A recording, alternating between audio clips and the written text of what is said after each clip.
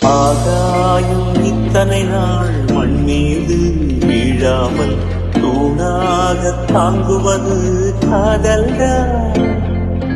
ஆண்டாண்டு காலங்கள் பூலோகம் பூக்க அழகான காரணமே காதல்தான்.